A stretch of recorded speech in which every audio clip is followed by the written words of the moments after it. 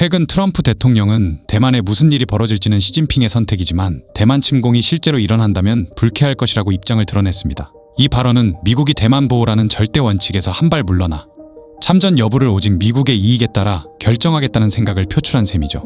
실제로 지난 2025년 12월 한 달 동안 대만 해협 중간선을 침범한 중국 군용기는 무려 450대를 돌파했습니다. 2023년과 비교하면 무려 3배나 폭증한 수치입니다.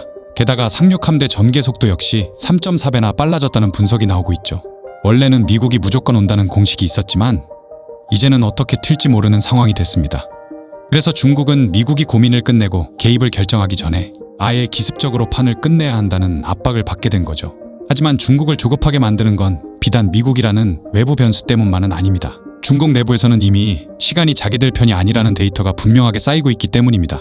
국제노동경제연구기관 보고서에 따르면 중국의 생산 가능 인구는 2015년 전후 약 10억 2천만 명 수준에서 정점을 찍은 뒤 감소세로 전환됐습니다. 이후 감소가 이어지면서 2023년 기준 약 9억 6천만 명 수준까지 줄어든 것으로 나타났는데 이는 불과 8년 만에 이탈리아 전체 인구와 맞먹는 노동력이 증발한 셈입니다. 2026년 현재로서는 이 수치가 더 감소했을 가능성이 크다는 분석이 나옵니다. 하지만 통계 수치에 잡히지 않는 더 큰 문제는 실질 노동력의 급격한 감소입니다. 여기에는 이른바 탕핑으로 불리는 현상이 주요한 원인으로 작용하고 있습니다. 자산 가격 폭등으로 근로소득을 통한 자산 형성이 불가능해지자 청년층이 노동 공급을 자발적으로 축소하는 경향이 강해진 것이죠. 이로 인해 제조업 구인난과 청년 실업률 상승이 동시에 발생하는 인력 수급의 불균형이 나타나고 있습니다. 결국 통계상의 인구 감소 속도보다 산업 현장의 실제 투입 인원이 훨씬 더 빠르게 줄어들고 있는 셈입니다.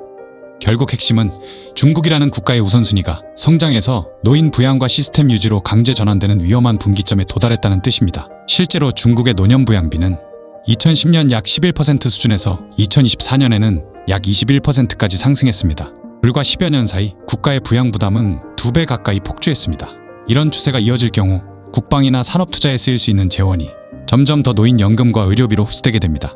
시간이 흐를수록 국력을 집중해 대규모 전쟁을 수행할 수 있는 자원의 총량은 기하급수적으로 감소할 수밖에 없는 셈이죠. 그런데 여기서 군사 전문가들이 심각하게 보는 지표가 하나 더 있습니다. 바로 한자녀 세대의 징집 한계입니다.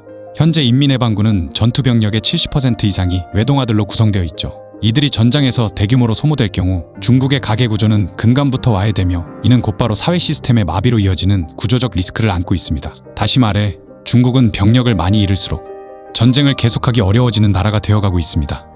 이런 조건에서 중국이 선택할 수 있는 전략은 많지 않습니다. 장기전은 불리하고 시간은 자기 편이 아닙니다. 다만 미국의 개입은 예전처럼 확실하지 않습니다.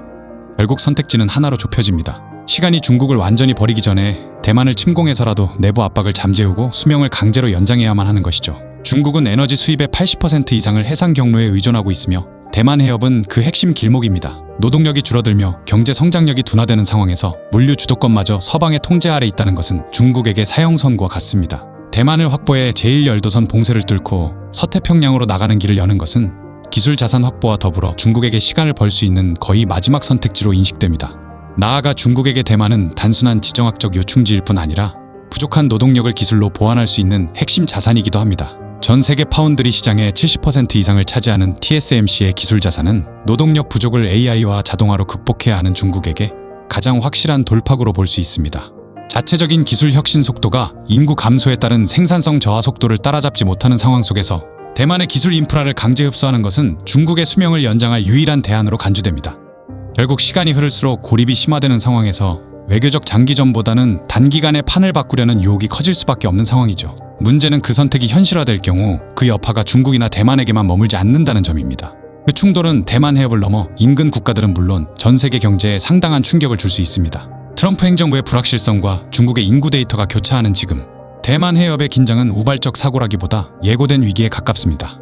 시간이 중국의 편이 아니라는 데이터가 쌓일수록 선택지는 점점 더 위험한 방향으로 좁혀지고 있습니다. 이제 중국은 과연 얼마나 더 기다릴 수 있을까요?